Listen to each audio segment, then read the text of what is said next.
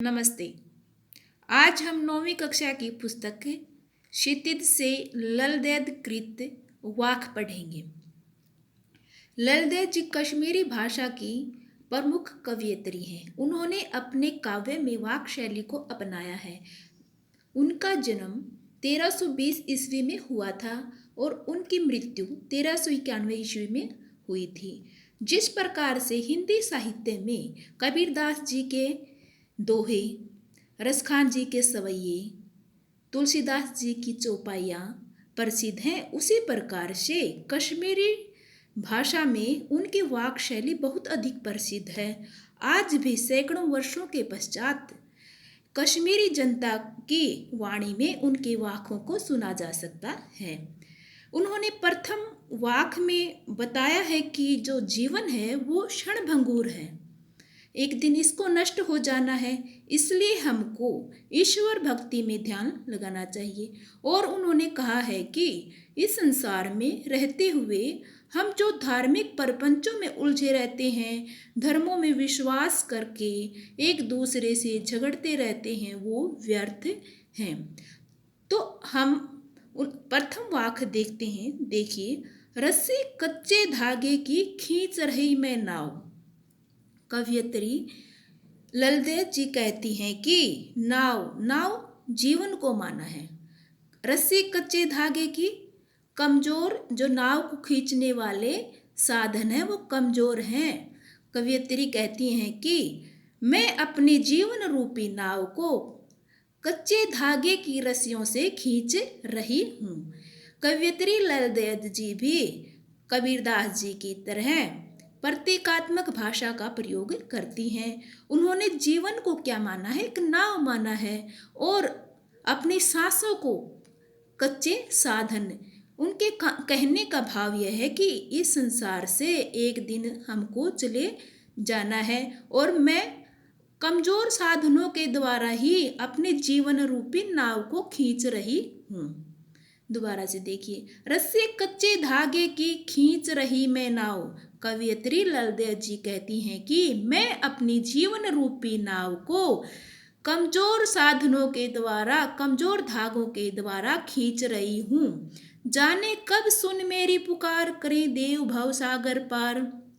कवयित्री कहती हैं कि पता नहीं कब मेरी वाणी को सुन करके, मेरी पुकार को सुन करके ईश्वर भव सागर पार, इस संसार रूपी सागर से मुझे पार लगाएंगे। पता नहीं उन्हें मेरी वाणी कब सुनाई देगी और वो मेरी जीवन रूपी नाव को इस संसार रूपी सागर से पार लगाएंगे। पानी टपके कच्चे सकोरे, व्यर्थ प्रयास हो रहे मेरे। कवयित्री कहती हैं कि जिस प्रकार मिट्टी के कच्चे बर्तन से पानी की एक एक करके बूंद नीचे टपक जाती है, उस अर्थात कहने का भाव यह है कि यह जीवन भी एक कच्चे सकोरे के समान है। एक एक करके जिस तरह से पानी की बूंद मिट्टी के बर्तन से एक एक बूंद करके नीचे चली जाती है, वैसे ही एक एक दिन करके इस संसार से मेरे जीवन के दिन भी समाप्त हो जाएंगे। व्यर्थ प्रयास हो रहे मेरे। इसीलिए कवयित्री ललदैद जी को लगता है कि इस संसार से मैं चली जाऊंगी और ईश्वर प्राप्ति के मेरे जितने भी प्रयास हो रहे हैं वे बेकार चले जाएंगे। कवयित्री के कहने का भाव यह है कि जिस प्रकार से कच्ची मिट्टी के बर्तन में से पानी की एक एक बूंद करके टपक जाती है, वैसे ही इस संसार में एक एक करके सभी जीवन के दिन चले जाते हैं, पूरा जीवन समाप्त हो जाता है। और कवयित्री कहती है ऐसे तो मेरे ईश्वर प्राप्ति हो नहीं पाएगी और मेरा सारे प्रयास व्यर्थ चले जाएंगी। जी में उठती रह हुक होती है पीड़ा, घर जाने की चाह है घेरे। कवयित्री कहती हैं कि इस प्रकार से मेरा जीवन तो समाप्त होता जा रहा है और मुझे ईश्वर की प्राप्ति नहीं हुई है, तो मेरे मन में एकदम से उनको पाने की पीड़ा उठती है। मेरा मन करता है कि मैं ईश्वर के घर चली जाऊं, अपने परमात्मा से मिल लूं। इस प्रकार से हम देखते हैं कि कवयित्री की इच्छा है कि वो परमात्मा से मिले। एक बार फिर से इसकी व्याख्या देखिए। रस्सी कच्चे धागे की खींच रही मैं नाव, कवयित्री ललदेव जी कहती हैं कि मैं अपने जीवन रूपी नाव को कच्चे धागे की रस्सियों से अर्थात कमजोर साधनों के द्वारा पार लगाना चाहती हूँ। जाने कब सुन मेरी पुकार, करें देव भव सागर पार। पता नहीं परमात्मा को मेरी आवाज़ कब सुनाई देगी और वो मुझे इस संसार रूपी सागर से पार लगाएंगे। कवयित्री कहती हैं कि पानी टपके कच्चे सकोरे व्यर्थ प्रयास हो रहे मेरे।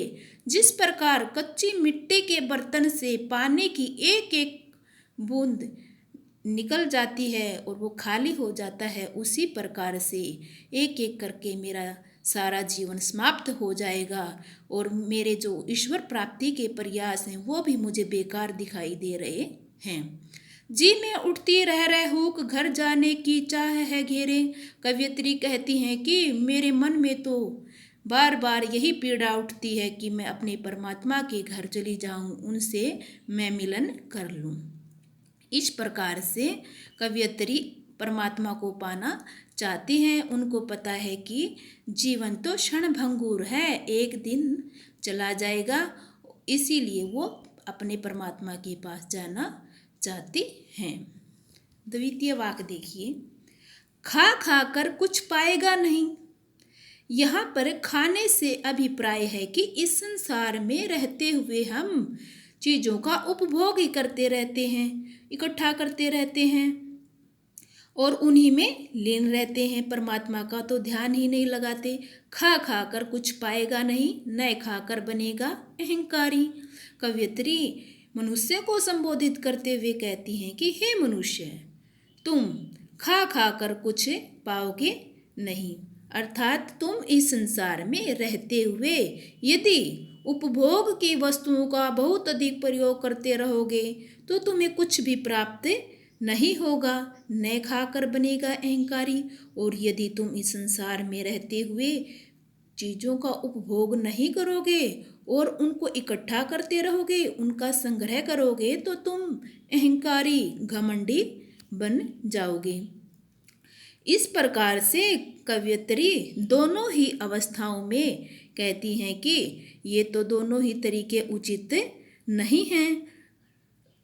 कवयित्री के कहने का भाव यह है कि यदि हम इनका प्रयोग करेंगे तो कुछ मिलेगा नहीं, और यदि हम संग्रह करते रहेंगे, इनका प्रयोग नहीं करेंगे, तो हमारे पास संग्रह के कारण, अधिकता के कारण हम अहंकारी बन जाएंगे, घमंडी हो जाएंगे।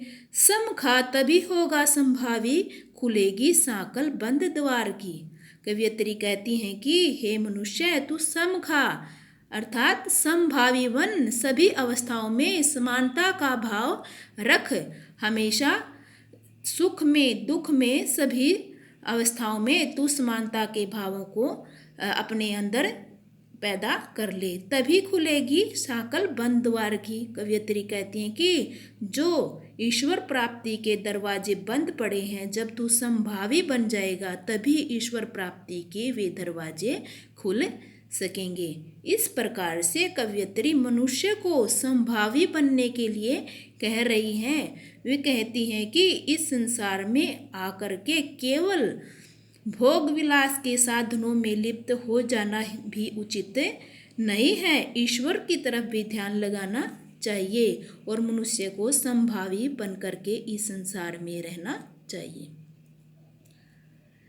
दोबारा से एक बार फिर देखिए।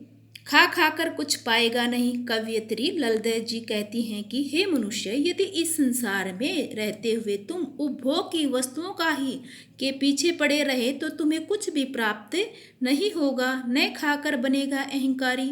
और यदि तुम इनका प्रयोग नहीं करोगे और इनका संचय ही करते रहोगे तो इन साधनों की अधिकता के कारण तुम्हारे अंदर घमंड पैदा हो जाएगा। सम खा तभी होगा संभावी, इसलिए इस संसार में रहते हुए तुम संभावी बनो।